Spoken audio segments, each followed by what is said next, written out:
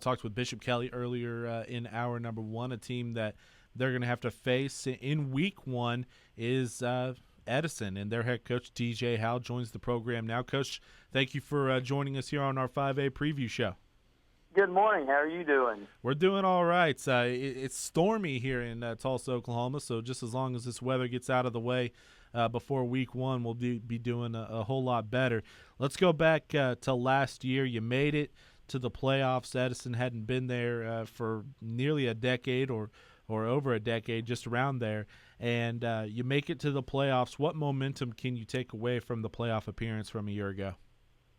Well, when you kind of get into some of those games and you experience being in some difficult situations and some tight games and stuff like that, you can kind of grow from them. You learn what you need to do to be successful in them, learn from what you did that made you successful in some of those games. And so I think you just kind of mature and just get a better understanding of what it takes to win some big time type football games, And so I think we've done that, and I'm looking forward for us to take the next step this fall.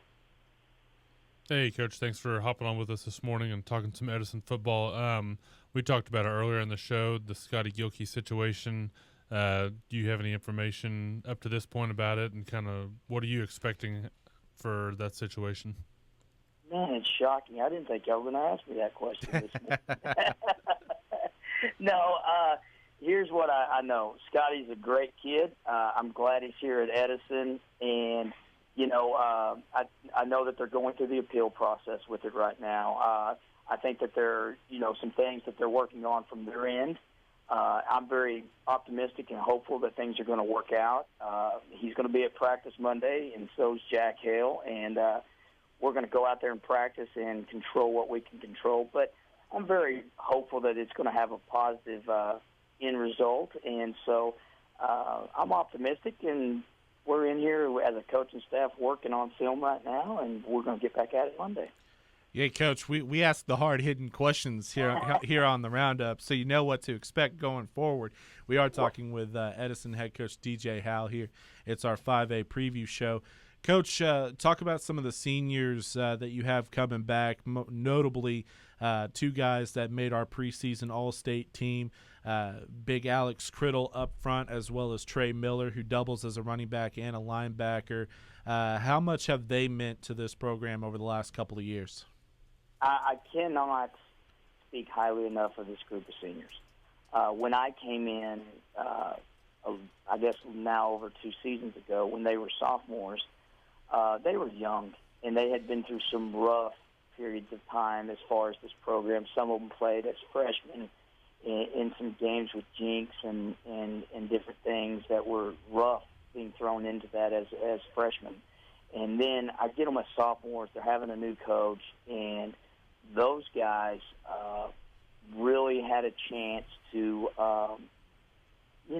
kind of maybe feel sorry for themselves as a sophomores, but they didn't. What they did was they bought into the things that I was asking them to do and telling them if they do that, they'll be successful. And because of that, where we're sitting at now from when I came in is night and day. And I think it's a tribute to those guys. I think it's a tribute to a lot of those guys' parents because they have good families. They want to be successful. Their families are behind them and how they raise their kids. And I'm going to tell you, I think that it's going to pay off in a big way. Not only this season, but in the future as well. Talking about the seniors, but a guy who I really like is a junior on this squad, Marcus May. Saw him at your spring game back in May and was a believer ever since. Offensively, defensively, all this guy does is make highlight play after highlight play. How special could Marcus Mays be for this program over the next 2 years? Well, I'll tell you this. He was sick for 3 days this week. He had some kind of little virus, and so we kind of held him out of practice because he's a little dehydrated and, wasn't feeling great. So last night we go into the scrimmage where we go against Norman and Stillwater.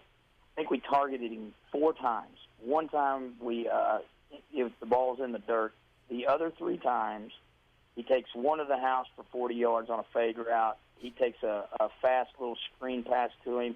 He gets about 20 yards on it, and then the third pass that we throw to him, we overthrow it or he walks into the end zone. So, we might want to get him the football this fall. It's a possibility anyway.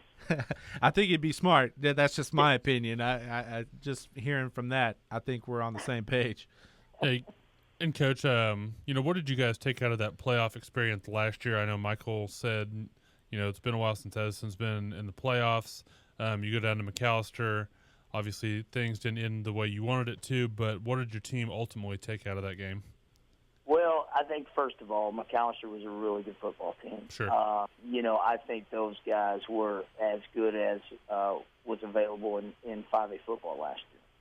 So when we went down there, you're going into a place that's tough to play. It's just tough to go down to McAllister, and then you're going in against a really good football team. And so we go into the game, and at halftime it's 21-14. We stalled out a couple of times inside the 20 where we could have probably, felt like we at least would have had a chance to go in and tie at halftime. And then we come out in the second half, and, it didn't turn out the way we wanted it to. The game kind of gets away from us. And at the end of it, the score is not very pretty. But when you go back and look at the film of the first half of the game, we have the ability to play with the top-end teams in 5A. There's no question about it. What we've got to do is develop the mental toughness, the discipline, and the ability to finish games and to play with the right mentality throughout the game. And I absolutely believe we've made so many strides this offseason in being able to do that. I think it's been a natural progression since I've been here. And so, not saying I would love to go to McAllister in the playoffs. I'd love to have some home playoff games. But I think when we get in those tough situations again, I look forward to us being able to compete at a really high level and hopefully winning some of those games. Well, we'll see how Edison answers the call this fall. One of the teams that I really like in Class 5A, especially here on the east side. Coach, thanks for taking some time this morning and joining us here on our 5A preview. I'm sure we'll catch up throughout the 2015 season. Can I ask you one question before I go? One question. I have been waiting to be on this show for about a year and a half now, and you finally called me. I was just wondering when that was going to happen. Well, in my defense, Coach, I didn't do the show last football season, so that's my defense for last year. But glad to have you on today. Hey, I appreciate you guys. Y'all do a great job, and thank you for everything you do for high school sports at Oklahoma. Appreciate it, Coach. That's Edison head coach DJ Howell joining us here on the OK Preps Roundup. Glad that coaches want to join us here. Yeah, absolutely. Feel a little slighted if they don't get the invite. We'll have to start a waiting list. Yeah.